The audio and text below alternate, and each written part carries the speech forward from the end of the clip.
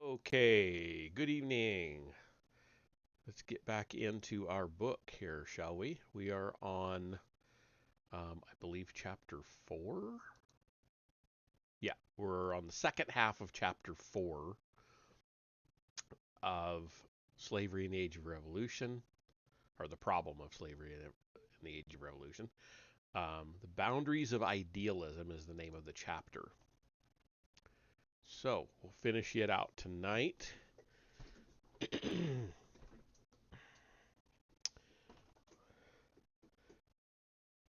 So neither Edwards nor Moreau proposed a plan for gradual emancipation and colonization. Far more than Jefferson, they were reconciled to the unfortunate condition, quote unquote, of their countries, largely because they could willingly abandon their countries for a more exciting metropolis without severing ties of economic interest and social identity. They talked more of the inevitability of human imperfection and could argue that slavery, like sickness and poverty, had always been a part of human existence. Despite this difference, the three men shared the conviction that any sudden emancipation would result in economic ruin and racial warfare. In an era of revolutionary challenge to central authorities, they agreed that many reforms in the plantation system must be the work of local governments, which would of course be dominated by slaveholding planters. They shared a common hostility to any interference with slavery or race relations on the part of a central government. Moreau expressed the underlying fear and threat. If French slaves should ever suspect that their fate could be governed by an authority independent of the will of their masters, if they should see free mulattoes acquiring full equality with whites without the consent of the whites, then France would have no hope of preserving her colonies. Both Moreau and Edwards, excuse me, excuse me, um, both Moreau and Edwards hinted that the political machinations of abolitionists might drive the colonies to independence if they were not first destroyed by racial warfare. At the time of the Missouri crisis, Jefferson, in the same vein, warned that the Federalist anti slavery conspiracy might force the South to secede. Mm-mm. Is it locking up on me? Oh, there we go. From a West Indian point of view, the North American colonies had enjoyed a great tactical advantage as a result of their diminishing need for African labor. But like the North Americans, Moreau and Edwards blamed Europe for beginning the slave trade. The colonists, who were ignorant of how slaves were procured, simply bought laborers who had been made legitimate objects of sale by the laws of metropolitan governments. Of course, once the imperial governments had guaranteed a regular and continuing supply of labor, any reversal in policy would bring disaster to planters, merchants, investors, and the holders of annuities and mortgages. Excuse me. In Edwards' words, quote, everything that is dear and important to all of us, end quote, was staked on the outcome of the slave trade debates. Edwards admitted that he had once hoped England would abolish the slave trade, setting a humane man, setting a humane example for other nations. His investigations had convinced him, however, that such a step would produce unspeakable suffering. Foreign traders would swoop in to buy the prime Negroes abandoned by the British. The rest would be slaughtered by their captors to avoid the expense of maintenance. In the Caribbean, where the number of Negro women was insufficient to keep the population from declining, each slave would have to assume a heavier burden of work. To avoid these misfortunes, the slave trade should obviously be reformed instead of abolished. The worst abuses of the past had arisen from overcrowding, as has been said of today's ghettos. And much had already been done to provide wholesome food and sanitary fumigated apartments, quote unquote. In any event, in any event, and Edwards and Moreau repeatedly emphasized the Negroes were much happier in America than in Africa. If a few unscrupulous Europeans exploited the Africans' native bent for violence, the victims were at least redeemed from barbarism by the West Indian colonists. According to Moreau, the African born slaves in St. Domingue generally remained indolent, garrulous, and quarrelsome, and they were liars and thieves incapable of grasping a religious idea. The fact that the Creole blacks were in every way superior disproved the malicious charge that masters debased and mistreated their slaves. Jefferson took as little note as possible of organized abolitionism. When forced to respond, he made his negatives so delicate that they sounded positive. He clearly considered most anti-slavery efforts uh, chimerical and irresponsible, and resented, as much as any planter, the moral aspersions directed against his class. After shuddering over the nightmare of St. Domingue, he was doubtless thankful that he had not compromised himself with the Amis de Noir.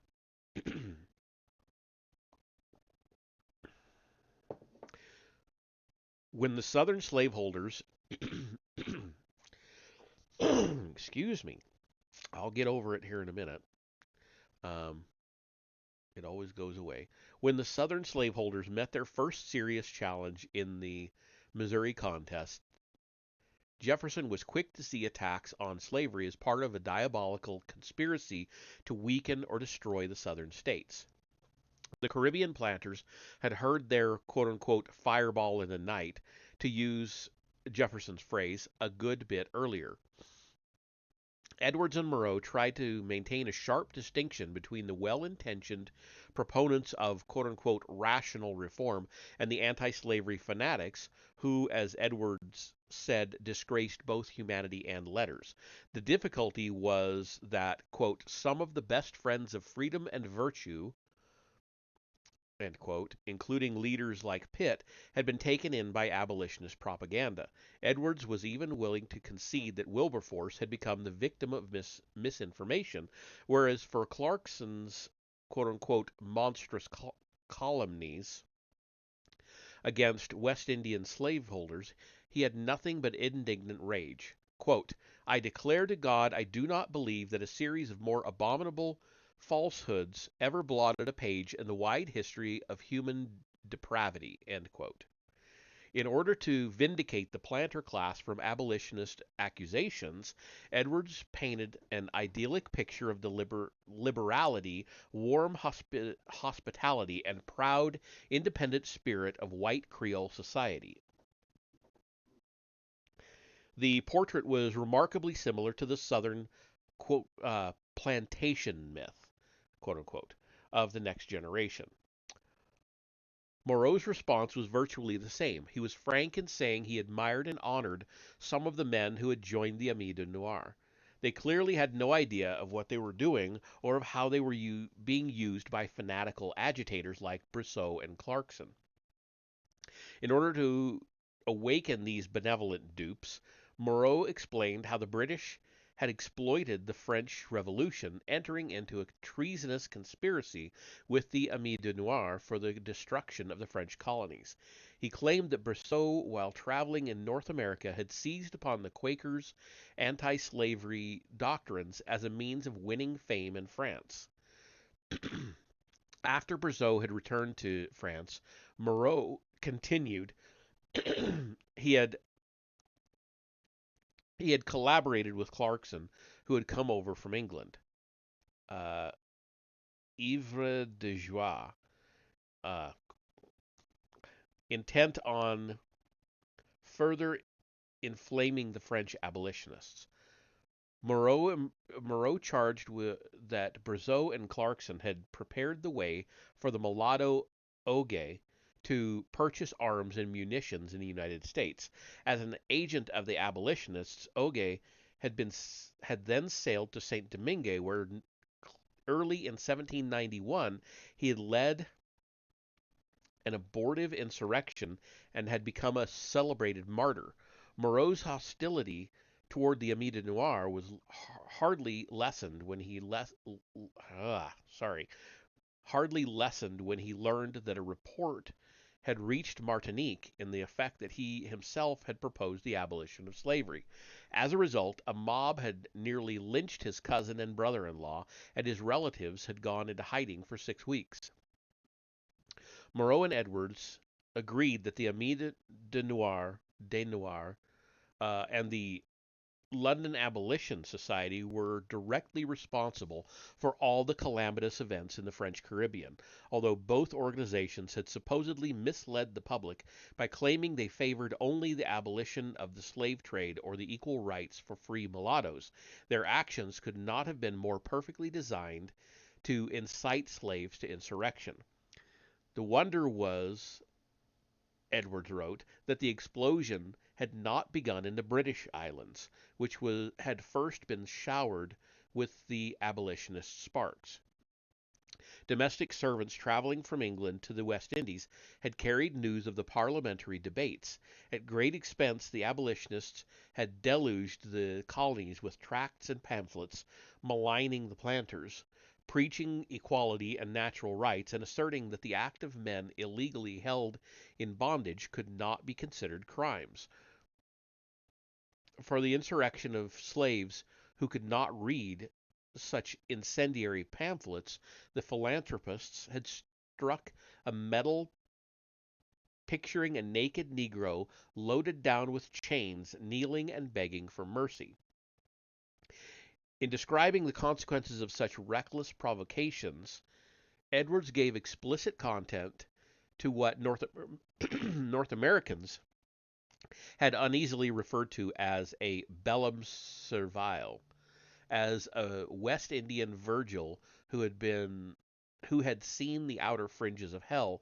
He takes us down into the pit, past the hideous tableau, the white infant impaled on a stake, the white woman being repeatedly raped on the dead bodies of the husbands and fathers, the fair eyes being scooped out of their sockets by black men's knives, and Madame Sojourn having a babe cut from her womb and fed to the pigs in her own sight, and then her husband's head sewed up in the bloody cavity. This, Edwards tells us, is the final triumph of philanthropy. It is the fruit of the doctrine that resistance is always justifiable, where force is substituted for right. Edwards makes no mention of the atrocities which the white Frenchmen and Englishmen committed on the blacks. From a modern point of view, both Bryan Edwards and Moreau de Saint-Méry were white supremacists, yet in very significant ways their racism differed from that of Thomas Jefferson. Like Jefferson, they said that Negro slaves were prone to theft and dissimulation, that they were carefree and submissive, and that they never thought of the future and were promiscuous in their sexual attachments, having no capacity for delicate or refined love. Both writers described the Negro's unpleasant odor, and Edwards even denied them musical ability. But neither Edwards nor Moreau had even a suspicion, quote unquote, as Jefferson did, that Negroes were an inferior race. Africans were simply savages who came from a barbarous continent. Indeed, Edwards and Moreau were far less inclined than Jefferson was to make sweeping generalizations about Negroes. Accustomed to large populations of newly imported slaves, they were acutely aware of tribal and cultural differences. They were fascinated by various Africanisms, quote unquote, and presented detailed and often sympathetic accounts of African dances, speech, behavior, and cultural characteristics. And since they were eager to prove that Caribbean slaves would be the, quote, object of envy to half the peasantry of Europe, end quote, their attitude toward Creole slaves, who had enjoyed the benefits of plantation life since birth, was far more positive than that of Jefferson. One gets the distinct impression that both Moreau and Edwards actually liked Negroes. It strains the imagination to think of Jefferson interrupting the flows of Notes on Virginia to include an ode to the sable Venus, quote unquote. Yet Brian Edwards sings to us of a, quote, sable queen of love whose skin excelled the raven plume, her breath the fragrant orange bloom, her eye the tropic beam, end quote. Edwards' ode accompanied his admission that Jamaican planters generally kept colored mistresses, and his insistence that the colored females were not to blame, although he granted that the offspring of such unions were a, quote, burden and reproach, end quote, to society, degraded both in their own eyes and in the eyes of the community. He thought them capable of freedom and advocated legal reforms. Moreau, who is said to have a trace of African blood in his veins, cited the number of free blacks and mulattoes in St. Domingue as evidence of the colonists' humanity. To be sure, he opposed racial equality or assimilation and pointed to the plight of Jews in France as proof of the strength of prejudice. But both he and Edwards accepted an interracial society in a way that Jefferson never could. No West Indian could entertain fantasies about his island being a white man's country, quote unquote. He could not dream of deporting the Negroes to some out of the way spot. They were there to stay. He knew, as few North Americans would admit, that much of his country's wealth depended on slave labor, and that Negroes would irrevocably play a central role in his country's destiny. Hey, Vesper, welcome. I'm doing good. The significant point, however, is that while Edwards and Moreau were relatively free from Jefferson's aloof distaste for Negroes, they were far more unequivocally opposed to anti-slavery, and yet they were cosmopolitan men of the Enlightenment, exposed to the writings of Diderot and Rousseau, as well as of Montesquieu. If we take Moreau and Edwards as representative of the enlightened, quote, planter mentality, end quote, then Jefferson is atypical both in his early radicalism and in the depth and morbidity of his racial prejudice, which, as Winthrop Jordan has shown, had developed from conditions peculiar to North America.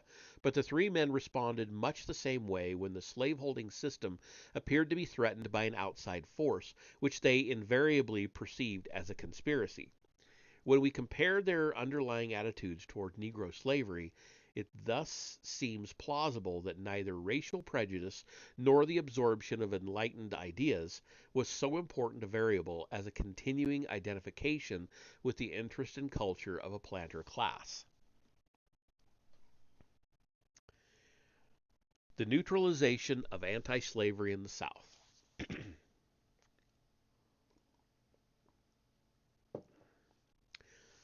Obviously, anti-slavery activity carried far more subversive implications in the southern states than in Philadelphia, New York, or London.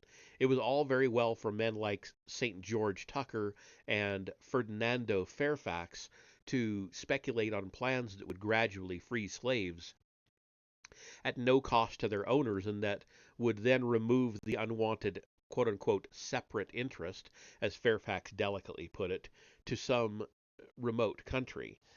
But any direct move to undermine the institution challenged the economic and political foundations of the social order. It was difficult, therefore, to define such moves as purely moral acts devoid of political significance. It is true that the example of a wealthy Quaker planter like Robert Pleasants could be embarrassing to political leaders who profess to see Negro slavery as Virginia's tragic curse.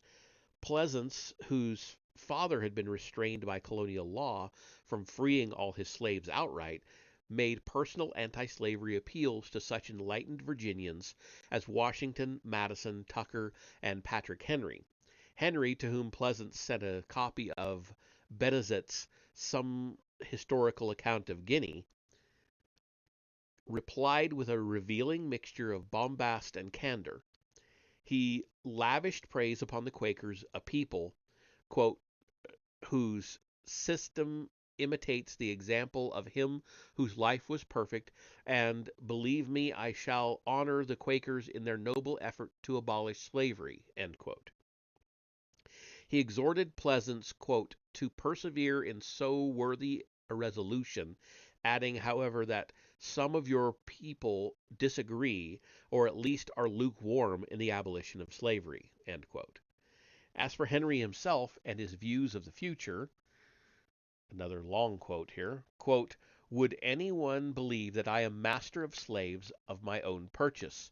I am drawn along by ye general inconvenience of living without them. I will not, I cannot justify it. However culpable my conduct, I will so far pay my devoir to virtue as to own the excellence and rectitude of her precepts, and to lament my want of conformity to them. If we cannot reduce this wished for reformation to practice, let us treat the unhappy victims with lenity. It is the furthest advance we can make towards justice. It is a debt we owe to the purity of our religion to show that it is at variance with that law which warrants slavery. End quote. The homage to virtue served to disarm criticism of Henry's, quote, want of conformity, end quote, to virtue's precepts. Thus, Quakers like Pleasants could at least rejoice in the knowledge that the hearts of the nation's leaders were in the right place. Henry's rhetoric also tended to soften his central point, namely that anti-slavery principles could be transmuted into a program for ameliorating the plight of slavery's quote-unquote unhappy victims. This transmutation would in fact become the fate of anti-slavery in the southern states. Hello. How are you? How have you been? So Ella Stewart says, how have you been? I've just followed you. Thank you very much for the follow. I appreciate that. Quaker lobbyists were apparently responsible for the temporary and unpopular Virginia law of 1782 allowing private manumissions. It was Pleasants, encouraged by the Philadelphia Quakers, who in 1790 founded the Abolition Society in Richmond, who addressed memorials to the state and federal governments, and who, as the leading abolitionist in Virginia, tested the boundaries of permissible dissent. In 1791, Madison frankly advised him not to submit a general emancipation measure to the Virginia Assembly, and also admitted that, quote, those from whom I derive my public station are known by me to be greatly interested in that species of property, and to view the matter in that light, end quote. Even Pleasant's cautious experiments with private manumissions soon brought him into sharp conflict with the laws of Virginia as well as with hostile neighbors. When he began treating his slaves as free workers, giving them tenancy on his own extensive lands, he was ordered to pay a heavy fine for allowing his Negroes to, quote, go at large, end quote. The Negroes were beaten and robbed by white terrorists. This reaction occurred incidentally, well before the impact of the cotton gin, and when slavery was supposedly a dying and unpopular institution in Virginia. Between 1788 and 1796, the Virginia Yearly Meeting of the Society of Friends adopted the radical tactic of employing an agent, Christopher Johnson, to travel through Georgia and South Carolina, recovering Negroes who had been seized and sold into bondage after being manumitted. But by 1798, Virginia laws had barred any member of an emancipation society from serving as a juror in a freedom suit, and had virtually prevented humanitarians from advising or aiding blacks in any legal action for freedom. In North Carolina, where substantial numbers of Quakers had settled in the Piedmont region, there were few political leaders like Madison and Patrick Henry who who would at least pay lip service to the Quakers' idealism. The conflict between Quaker policy and the law was thus sharper and more immediate. Like their Moravian neighbors, the North Carolina Quakers were a group apart, looked upon as religious fanatics, and isolated from the dominant structures of political and economic power. In his recent study of the anti slavery movement in North Carolina, John Michael Shea has argued that much of the abolitionist impulse among North Carolina Quakers came from pressures outside the state. If there had been no strain to conform to the evolving policies of Friends in Philadelphia and Friends is capitalized because remember that's one of the organizations. Um, Friends in Philadelphia and London, the North Carolina Quakers might conceivably have followed the path of the Moravians who tried to adapt Negro slavery to the pattern paternalistic patterns of their Gemeinschaft communities who made cautious efforts to discourage slaveholding, but who finally absorbed much of the racism and commercial spirit of their secular neighbors. In any event, the North Carolina Friends were attuned to the norms of the international Quaker community, and from the 1750s they continued to receive visits from anti-slavery missionaries like John Woolman and Warner Mifflin. But by 1781, their yearly meeting gave sanction to the disownment of masters who could not be persuaded to free their slaves. Unfortunately, in 1777, the new state had reenacted a colonial law forbidding manumission except for some act of meritorious service that could satisfy a county court. The legislature could not be swayed by the lobbying efforts of Joshua Evans and others, nor could the Quakers at first prevent the re-enslavement and sale of Negroes whom they had freed. Finally, between 1808 and 1810, the yearly meeting created a special agency which could nominally own, quote unquote, own manumitted slaves and employ them for wages until they could safely be sent out of the state. It has been estimated that the North Carolina Quakers removed some 1,500 manumitted blacks from the peril of re-enslavement. Yet the conflict also contributed to a mounting Quaker emigration from the state. As early as 1804, Philadelphia Meeting for Sufferings reported the exodus to London, adding that it was, quote, probable that few, if any, Friends will remain long in Georgia, South Carolina, or the eastern part of North Carolina, end quote. In the same year, the American Convention of Abolition Societies confessed that nothing could be done to change the pro-slavery public opinion in North Carolina. Quote, at present, the inhabitants of that state consider the preservation of their lives and all they hold dear on earth as depending on the continuance of slavery, and are even riveting more firmly the fetters of expression. End quote. Two questions haunted the minds of the South's more genuine opponents of slavery. Where could freedom be sent in order to, where could freedmen be sent in order to prevent their reenslavement and to satisfy the popular objection that the two races could never coexist as free men? Barring a satisfactory answer to this question, where could an anti-slavery Southerner go without being followed by the slave plantation? By 1817, the American Colonization Society offered a specious answer to the first question and evoked particular enthusiasm in states like Maryland, which had a large and growing population of free Negroes. There is no need here to discuss the history of the Colonization Society and its many state and local auxiliaries. The point to be stressed is that the movement mixed with the diluted earlier Southern attempts at anti-slavery organization. Some colonizationists were sincere and even militant abolitionists. Others responded to the missionary appeal of Christianizing Africa. But there can be no doubt that in the Upper South, as well as in North Carolina and Tennessee, the colonization movement provided a safe distraction for people whose misgivings over slavery were too strong to be kept entirely private.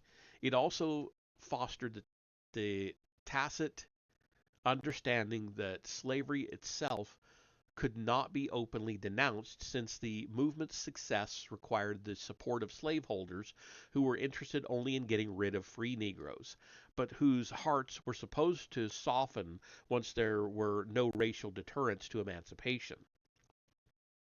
The tendency for anti slavery to merge with colonization suggested that there could be no moderate and yet effective opposition to a system of labor which was not only expanding geographically, but which had come to dominate the market and power relationships of the South. The increasing attractiveness of colonization as a surrogate for anti slavery coincided with the exodus of potential abolitionist leaders. A brief glance at a representative roster tells much. George Bourne, an English emigrant, began preaching against slaveholding as an independent Presbyterian minister in the mountainous regions of western Virginia. The central issue Bourne raised was whether a genuine Christian, and especially a Presbyterian churchman, could also be a slave owner. In 1815, the Lexington Presbytery tried Bourne on charges of unchristian conduct toward fellow Presbyterians who happened also to be slaveholders. The General Assembly reversed the Presbytery's decision to unfrock Bourne and ordered a new trial. Meanwhile, in 1816, Bourne published the book and Slavery Irreconcilable, the most radical abolitionist tract yet to appear in the United States, a work which attacked the complicity of the churches in the sin of slavery, which rejected the palliative of colonization, and which demanded nothing less than total and immediate emancipation. In 1817, Bourne wrote the Lexington Presbytery from Pennsylvania, humbly apologizing for his offending acts and begging to be dismissed to some other presbytery, quote, which chooses to receive me into their communion, end quote. He feared, however, that his life might be in danger if he returned to Virginia for the second trial. In 1818, the General Assembly upheld Lexington's second decision to expel Bourne from the ministry. James Gilliland, also a Presbyterian clergyman, appealed in 1796 to the Synod of the Carolinas after his local presbytery in South Carolina refused to ordain him unless he promised not to preach against slavery.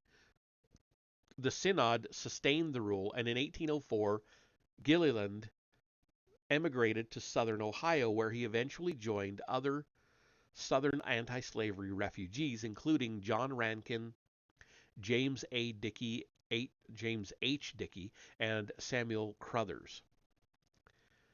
David Rice, the son of a poor farmer in Hanover County, Virginia, the center of the Presbyterian Great Awakening, was converted by the revival, entered the ministry, and moved on to Kentucky, where in 1792 he delivered an eloquent speech against slavery at the state's first constitutional convention. After losing the struggle to outlaw slavery in Kentucky, Rice pressed the Transylvania Presbytery to follow the Quakers' example of requiring masters to manumit their slaves as a condition for continuing communion.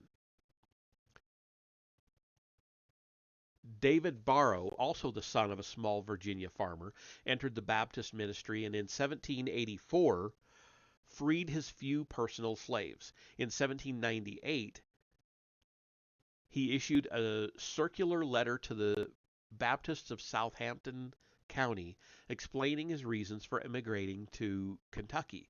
Barrow said that in eastern Virginia he could not support his family without owning slaves, a practice he had forsworn as a violation of the laws of God and nature. After moving to Kentucky, Barrow encountered bitter hostility and disciplinary action from various Baptist associations.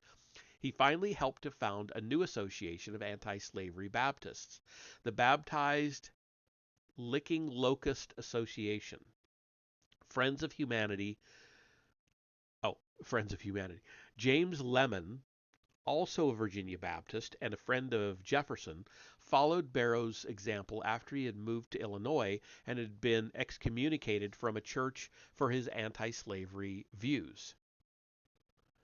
The Quakers not only took the leadership in forming anti-slavery societies in the South, but achieved remarkable success even in the face of obstructive laws in manumitting their own slaves.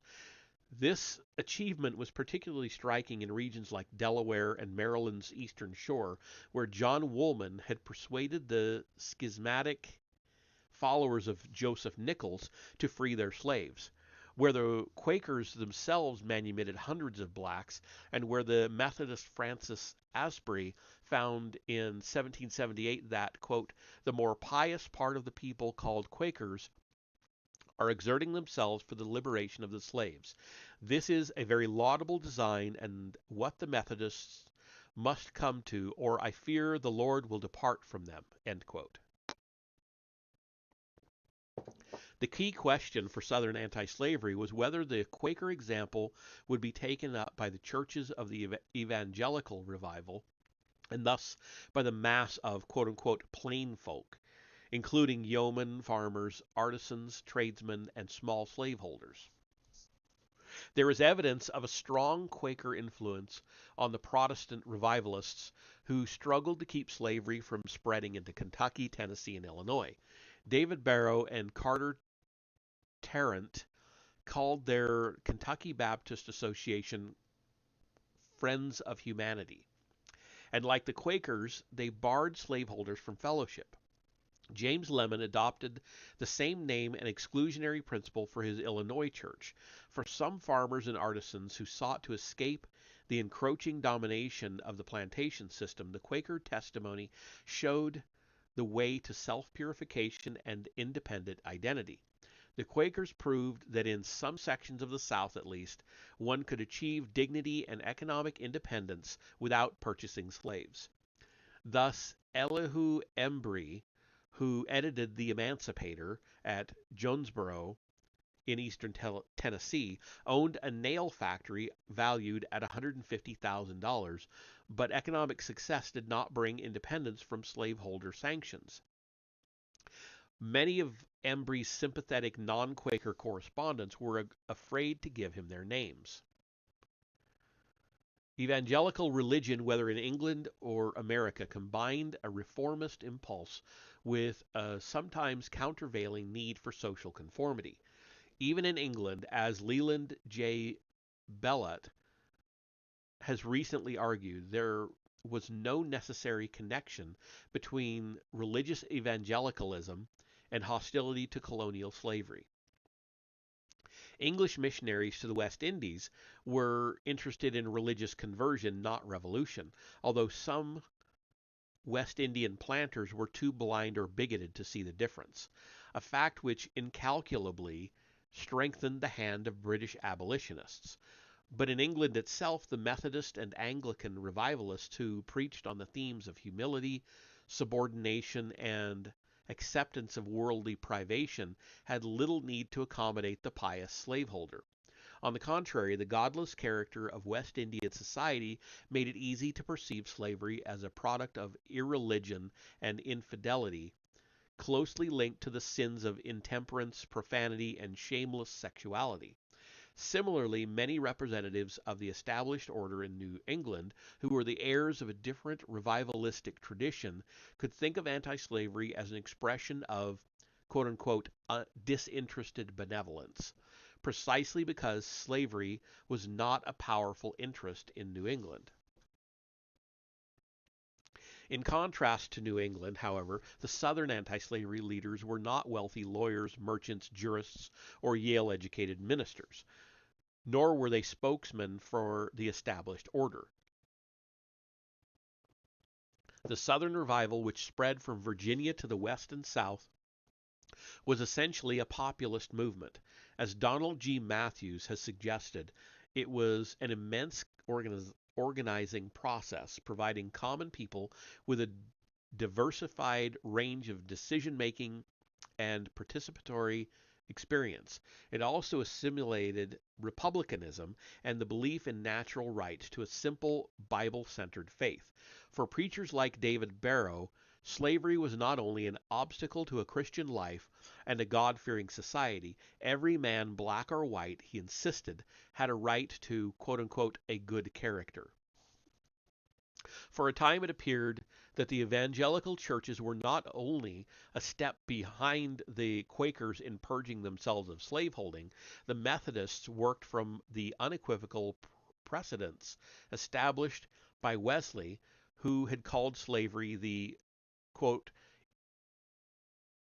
execrable sum of all villainies, end quote, and who had written into the rules of Methodist societies a prohibition against buying or selling men with the intention of enslaving them. After some earlier and more cautious preparatory steps, the constituent 1784 Christmas Conference at Baltimore, which organized the Methodist Episcopal Church, determined, quote, to take immediate some take I'm sorry, start that again.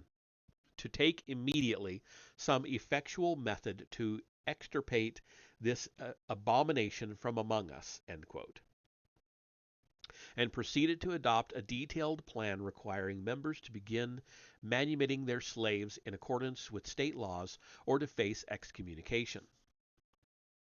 In 1785, the General Committee of Western, I don't know where I got Western, sorry, start that again.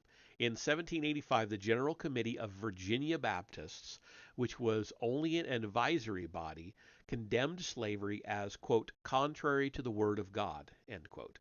5 years later, the same body adopted a resolution proclaiming that slavery, quote, is a violent deprivation of the rights of nature and inconsistent with a republican government, end quote. They called upon all Baptists to, quote, make use of every legal measure to extirpate the horrid evil from the land, end quote, and looked forward to the day when the legislature could, quote, proclaim the general jubilee consistent with the principles of good policy, end quote. In 1787, the Catoctin Association, that's spelled Ketocton. If you know how to pronounce that, let me know. Um, the Catoctin Association took a similar stand and approved a plan for gradual emancipation. In the same year, the Presbyterian Synod of New York and Philadelphia, acting as the supreme tribunal of the church, debated on an overture, quote unquote, that all members of the of I'm sorry, that all members and churches be exhorted, quote, to promote the abolition of slavery and the instruction of Negroes, whether bond or free, end quote. As a compromise measure, the synod endorsed the general principle of emancipation, recommending that Presbyterians prepare their slaves for freedom and that they were, quote, the most prudent measures consisting with the interest and the state of society to procure eventually the final abolition of slavery in America, end quote. In Kentucky, the Transylvania Presbytery not only urged members to prepare their slaves for freedom, but to manumit those who could assume the responsibilities of liberty. Even these cautiously worded pronouncements bear a striking similarity to the earlier evolving policies of the Society of Friends. But the Quakers were not a proselytizing church whose desire for converts required accommodation to economic interest and popular prejudice. The very openness and self-direction of the Southern revival made it a weak vehicle for anti-slavery principle. If the revival helped to encourage private manumissions, especially in Kentucky, it also led to schisms and bitter conflicts over slavery within church congregations. And since the strength of American Protestantism lay in its dynamic balance between local autonomy and national consensus, the general governing or advisory bodies were soon forced to exert moderating pressures in the interest of denominational unity. Thus, in Virginia, the Roanoke Association of Baptists questioned the right of the General Committee to issue resolutions on an issue so complex as slavery and added, with respect to the 1790 statement, that, quote, "We are not unanimously clear in our minds whether the God of nature ever intended that one human should ever hold another in slavery," end quote. The Strawberry District Association advised the General Committee, quote unquote, not to interfere with slavery. In 1793, according to W. Harrison Daniel, quote, "The subject of hereditary slavery was officially mentioned for the last time by the General Committee," end quote, which prudently decided that the emancipation was a political issue which, quote, "belongs to the legislative body," end quote. 2 years later, the Presbyterian General Assembly sidestepped the issue of excluding slaveholders from membership, thus beginning a sustained retreat from earlier idealistic pronouncements. The Declension, I'm not familiar with that word. Sorry. The Declension was more dramatic, prolonged and anxiety-ridden in the Methodist Episcopal Church, which had come closest to the Quakers in its anti-slavery commitments. The Methodists' governing structure was more authoritarian than that of either the Baptists or Presbyterians. But in the 1780s, some 80% of the church's membership lived south of Maryland. Only a few months after the Christmas conference in 1784, Thomas Coke began to discover the significance of this fact. While touring Virginia, Coke visited, quote, leading members, end quote, who told him that the rule against slaveholding would prove disastrous for the church. Far more alarming, Coke encouraged angry, club-wielding mobs and narrowly escaped. I'm sorry. I said encouraged. That was wrong. Far more alarming, Coke encountered angry, club-wielding mobs and narrowly escaped being flogged, if not lynched. Along with his clerical associate, Bishop Francis Asbury, Coke sought the personal aid of George Washington in support of a petition to the Virginia Assembly for gradual emancipation. But during his southern tours, Coke also began to address Negroes on the duties of slaves to their masters. At the Baltimore Conference of 1785, the Methodist leadership decided to suspend the controversial rule on slavery since, as Coke said, the religious work was, quote, "in too infantile a state to push things to extremity," end quote. At that time, Coke, like the Quakers who had preceded him, was still trying to persuade his Virginia hosts that being kind to slaves was not sufficient. 8 years later, when the Methodist mission had expanded to the West Indies, Coke could applaud a Granada slave law as an, quote, "honor to the whole island," end quote. By 1798, Bishop Asbury had concluded that slavery would, quote, "perhaps exist in Virginia for ages," end quote. Oh, I just noticed, Vesper, I'm sorry I missed it before. Did you check out that book I mentioned? Um, I looked it up, but I haven't been able to really read up on it at all yet. But it's on my list. There's I've had a lot going on, so I didn't forget about it.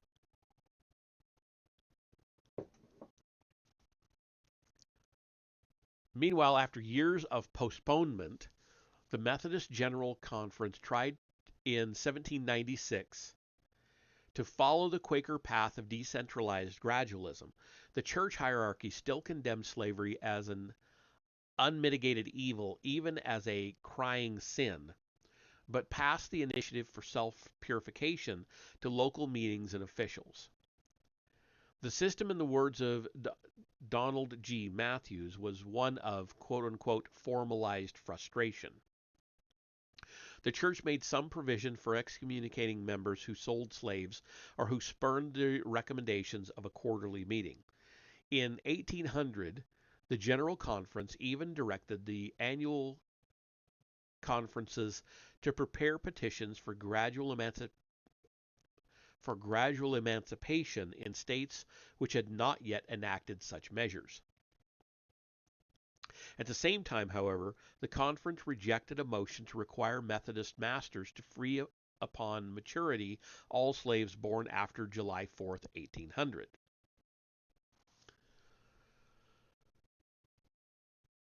The Methodists faced obstacles even greater than those the Quakers had overcome. They were not an exclusive, self-contained sect with intricate ties of communication and endogamous marriage. Their disciplinary machinery was neither as subtle nor as effective as that of the Quakers, whereas the Quakers relied on the quiet persuasion of visiting communities. Methodists, like James O'Kelly, were given to violent denunciation, which in O'Kelly's case contributed to a bitter schism. Between 1784 and 1816, Methodist membership soared from 15,000 to 172,000, much of the growth centering in the South. Finally, the Methodists began their anti-slavery activities at a time of national expansion when an evangelical church could either spread westward with slavery or not advance at all. Consequently, in the early 19th century, Methodist conferences learned the arts of equivocation and softened language and began to devise numerous exceptions and exemptions. As in 1808, when the General Conference decided to delete the offensive rule on slavery from copies of the Discipline to be used in Georgia and the Carolinas. In the end, the church concentrated its efforts on the religious instruction of slaves. As George Whitefield had perceived during his stay in Georgia many decades before, the best way to save slaves' souls was not by offering worldly liberty, but by teaching Negroes to be grateful that they were spared the temptations of the free. Bishop Asbury, who had once vowed that Methodists should emulate the Quakers, asked in 1809, quote, "What is the personal liberty of the African which he may abuse to the salvation of his soul? How may it be compared?" End quote. H. Shelton Smith has noted a seeming paradox concerning the Quakers. Quote, "In view of this unparalleled ministry to the Negro race, one would have expected the Society of Friends to reap a bountiful harvest of black members, yet extremely few joined the society." End quote. The question obscures and yet points to a profound social truth. There was no greater there were no greater illusions than the belief that emancipators could embrace ex-slaves in religious communion, or above all, the belief that religious instruction was a step toward the slave's emancipation. The Quakers were a highly exclusive sect intent on purifying their own lives in accordance with in-group norms. Insofar as they were a quote-unquote people among peoples, to use Sidney V. James's phrase, they sought to diffuse a spirit of benevolence and to create a social environment congenial to their own discipline. They could achieve this objective more readily in Philadelphia than in the southern Appalachians. In the major plantation districts of the South, the Quakers could only become apostate accommodationists, genuine subversives, or emigrants. Almost by self-definition, they were morally insulated from the mass of Negro slaves. In the South as a whole, the ultimate effect of the Quakers' achievement was a tightening of the bars to private manumission. The contest between the internal discipline of the sect and the external discipline of the slave regime could have but one outcome. The Quakers alerted the South to the danger of a gradual erosion of slavery through private emancipation. On the other hand, the great lesson of the 18th century Presbyterian and Baptist revivals was that Christianity could safely be extended to Negro slaves without endangering the slave regime. The only way a church could affect the lives of the mass of slaves, and the Baptists took the lead in proving the point, was to show that even Negro preachers, if they understood the true precepts of Christianity, would never think seriously of emancipation, let alone insurrection. By 1822, the South had become ideologically committed to the notion that authentic Christianity made Negroes better slaves. In sentencing 10 of the criminals linked with the Denmark Vesey conspiracy, the South Carolina court not only charged them with, quote, the vilest ingratitude, end quote, since, okay, then we have a much longer quote, quote, servitude has existed under various forms from the deluge to the present time, and in no age or country has the condition of slaves been milder or more humane than your own. You are, with few exceptions, treated with kindness and enjoy every comfort compatible with your situation. You are exempt from many of the miseries to which the poor are subject throughout the world. In many countries, the life of the slave is at the disposal of his masters. Here you have always been under the protection of the law. End quote. But even worse, in the eyes of the court, the slaves were guilty of the grossest impiety. Quote, you have perverted the sacred words of God and attempted to torture them into sanction for crimes. Are you incapable of the heavenly influence of that gospel, all whose paths are peace?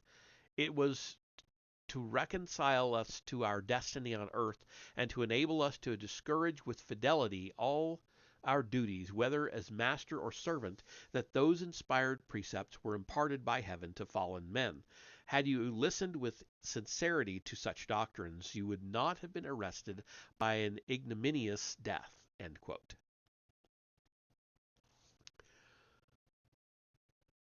The Reverend, I'm going to take a sip here. The Reverend Richard Furman, president of the South Carolina Baptist State Convention, felt an imperative need to distinguish authentic Christianity from the perverted doctrines of Charleston's African Methodist Episcopal Church, to which some of the conspirators had belonged, and which had been, quote, intimately connected with a similar body in Philadelphia, whose principles are formed on the scheme of general emancipation, end quote. Furman assured Governor Thomas Bennett that the blacks, quote, composing the great body of well-known, regular, and esteemed members of churches have not been impeached. It would indeed seem that the conspirators were afraid to trust them, end quote. Hence the evidence furnished as the trials served to vindicate one of the fundamental lessons of the past revivals, quote, that one of the best securities we have to the domestic peace and safety of the state is found in the sentiments and correspondent dispositions of the religious Negroes, which they derive from the Bible. If this sentiment is just, it would seem that that instead of taking away the Bible from them and abridging the truly religious privileges they have been used to enjoy to avoid danger, the better way would be to take measures for bringing them to a more full and just acquaintance with the former and to secure to them the latter under regulations the least liable to abuse, end quote. Since Furman simply extended the doctrines that Whitefield had advanced in the mid-18th century and that Asbury had come to accept by 1809, it might appear that the anti-slavery pronouncements from the Protestant associations of the 1780s were a relatively meaningless aberration. The retreat of evangelical Protestantism left scattered pockets of anti-slavery sentiment across the Upper South, but precluded the possibility of an organized Southern movement. One can easily be misled by the large number of reported anti-slavery societies in North Carolina, Tennessee, and Kentucky during the second and third decades of the 19th century. The records of few societies survive, and most of our information comes from Quaker abolitionists like Benjamin Lundy, who were victims of wishful thinking and who were eager to record unconfirmed reports of meetings and expanded membership. Virtually all of these Southern societies were concentrated in the Piedmont counties of North Carolina and across the mountains in eastern Tennessee. Of the leadership of the North Carolina Manumission Society, 78% were Quakers. There was evidently a similar Quaker predominance in the Tennessee societies, though not in Kentucky. And in Kentucky, the early Methodist and Baptist leaders failed to sustain a continuing movement. It seems likely that most of the reported Southern organizations were auxiliaries which died almost as soon as they were born. Moreover, the typical manumission society was exceedingly cautious and conservative, its survival depending largely on its unobtrusiveness. Several scholars have recently concluded that the quote Southern anti-slavery movement end quote was more apparent than real, and that much that passed for anti-slavery was in essence quote deportationist, pro-slavery, and anti-Negro, end quote. The most significant point, perhaps, was the growing isolation of these Quaker-dominated groups. One occasionally encounters mentions of friends in the Deep South, but their names are seldom mentioned. By 1804, the societies in Richmond, Alexandria, and Delaware were clearly being overwhelmed by expensive legal suits, by a shortage of funds, and by the lukewarmness or disaffection of many members. The critical event that helped to paralyze anti-slavery zeal in the South was the disclosure in 1800 of a well-organized slave conspiracy led by Gabriel Prosser to destroy Richmond and to ignite a general insurrection. The subsequent mass execution of accused slaves dramatized both the seriousness and the plot of the plot and the peril facing anyone who dared to question the precarious establishment. By 1806, few ties remained between the Southern anti-slavery societies and the larger parent groups in Philadelphia and New York.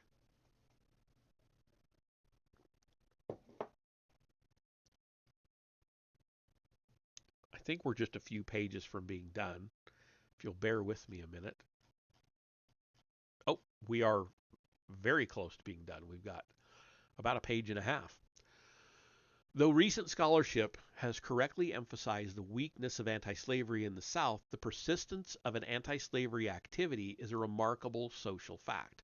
The very diversity of Southern society for a time made slavery a more vulnerable institution than in any other plantation regime. If Virginia could produce an enlightened planter statesman culture, it could also produce a religious revivalist culture, some of whose spokesmen condemned slavery as a sin. Far more than the West Indies, the South also absorbed elements of the Protestant work ethic. Even the great Virginia planters could express occasional anxiety over the idleness of some of their neighbors, over the waste and economic stagnation that slavery supposedly entailed, and over the stigma that slavery attached to honest labor, quote unquote. And if many of the later romanticized plain folk actually aspired to become slaveholding planters, they could also resent the wealth and ostentation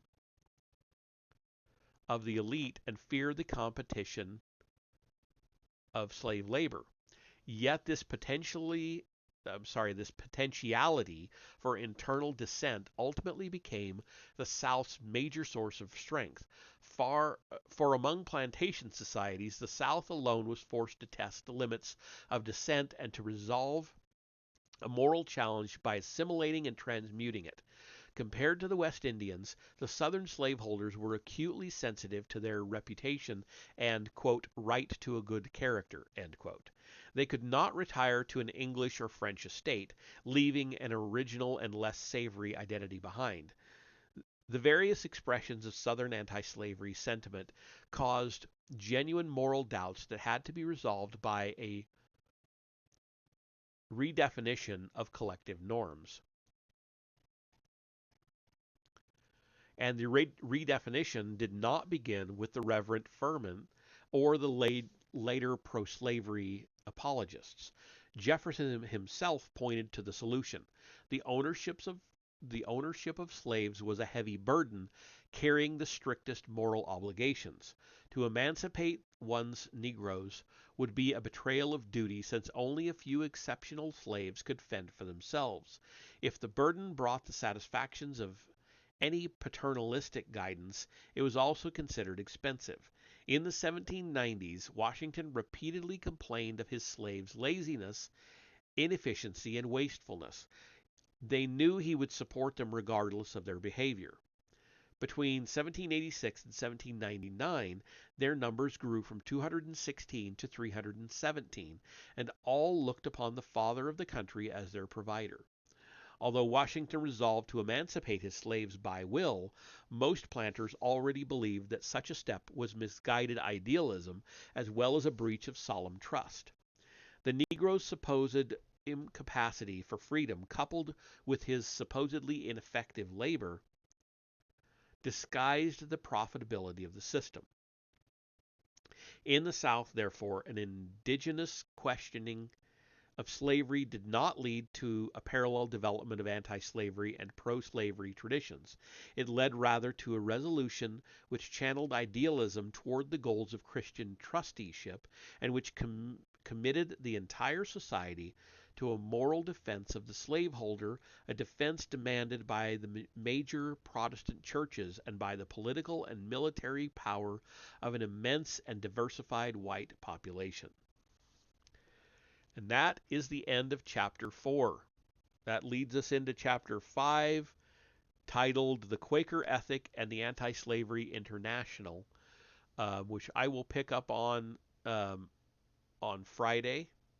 There's no way I can do another chapter tonight. Let's see how long this one is, though, just for reference.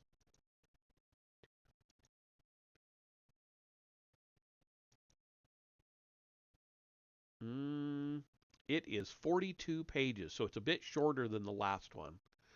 Um, I'm not sure I'll be able to get through it in one sitting. It just depends on how my voice is doing on Friday. Um, it really does um, grate on your throat to talk nonstop in a reading like this. So you just have to bear with me. All right. That being that for the night, let's see.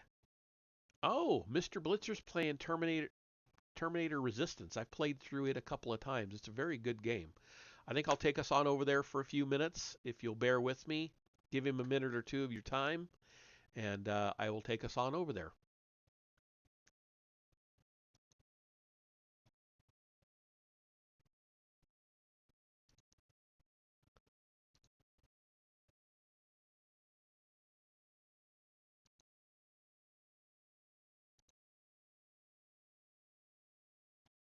Going to see the Blitzer.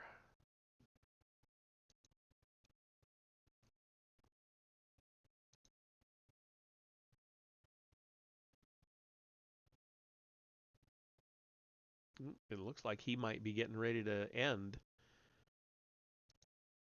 He is. He's ending. So, sorry about that, folks.